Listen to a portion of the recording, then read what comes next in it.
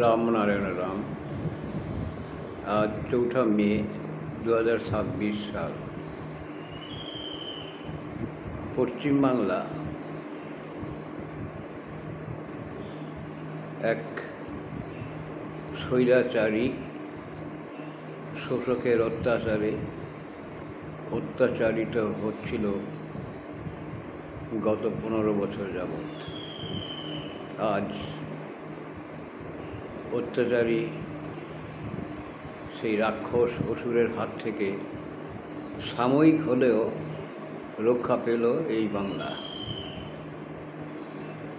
এই ১৫ বছরে যা ক্ষতি করা হলো তা পূরণ করতে কত বছর লাগে জানি না। যেই বাংলা ছিল ভারতবর্ষের গর্ব, যে বাংলা পুরো ভারতকে পথ দেখাতো, সেই বাংলাকে আজ কোথায় এনে দাঁড় করিয়েছে এই স্বৈরাচারী রাক্ষসী।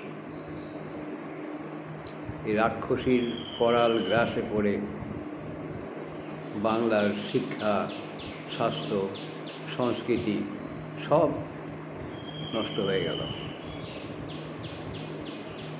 বাংলার ঘরে ঘরে আজ হাহাকার। তৈরি করলো কতগুলো অসুর,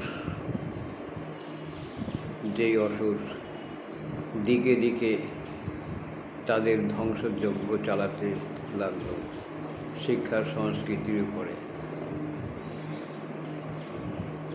তাই আপাতত একটা খুশির দিন হলেও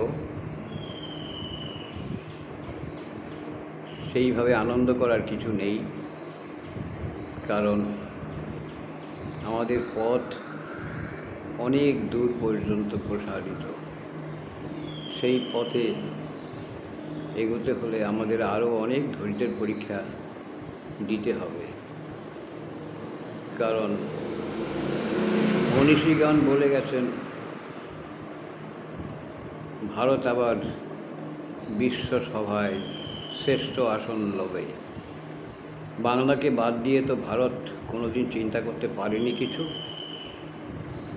পরাধীন ভারতে স্বাধীনতার আন্দোলন শুরু হয়েছিল এই বাংলা থেকেই শুরু হয়েছিল সিপাহী বিদ্রোহ।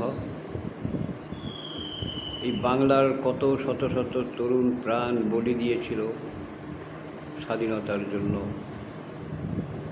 সেই কাম্য স্বাধীনতা তো আসেনি, সাময়িক হলো যেটুকু এসেছে, তাও কতগুলো অসুরের দাপটে সারা ভারত ক্ষতিগ্রস্ত হয়েছে এবং এখনও হচ্ছে।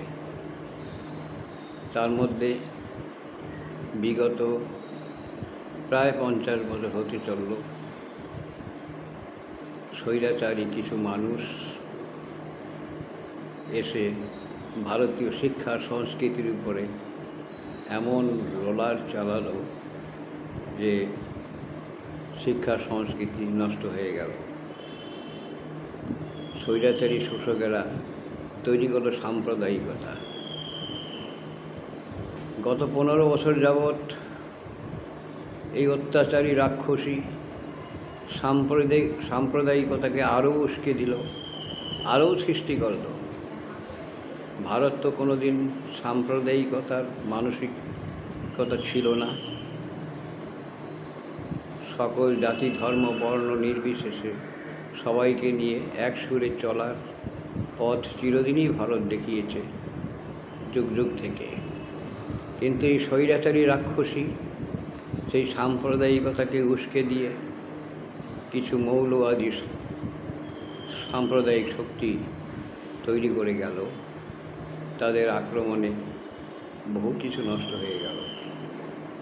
যাই হোক, আমার সুনির্বন্ধ অনুরোধ, জাতি ধর্ম বর্ণ বা সাম্প্রদায়িকতার ঊর্ধ্বে উঠে সবাই আমরা ভারতবাসী, সেই চিন্তায়, সেই মানসিকতায় সবাই উদ্বুদ্ধ হন। আগামী দিনগুলো যাতে সুখে শান্তিতে সবাই বসবাস করতে পারে আর অতন্দ্র প্রহরীর মতো সতর্ক থাকুন, এইরকম রাক্ষস বা রাক্ষসী আর যেন কোনো দিন এই বাংলাকে গ্রাস করতে না পারে, তার জন্য সবাই প্রস্তুত থাকুন। রাম নারায়ণ রাম।